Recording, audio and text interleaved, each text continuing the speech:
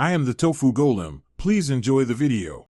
You should already have the document open and editing rights. Now select the image by clicking it once.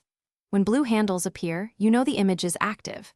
If the image lives in a header or footer, double-click that area to expose the image, otherwise skip straight to the next step.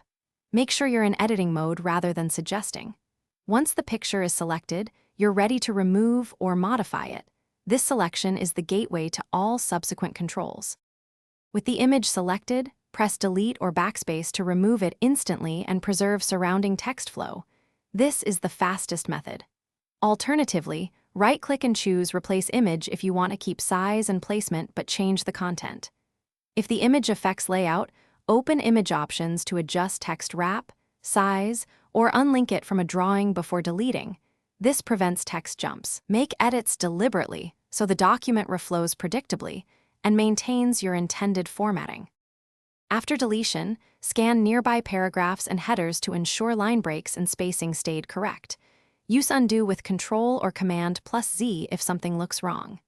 If the image was inside a drawing, open Edit Drawing, select the image object, and delete it there. Simply deleting won't remove embedded drawing elements.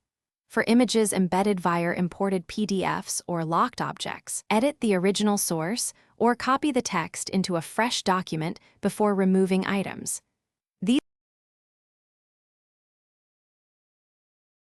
Thanks for watching. Consider subscribing if we helped you today.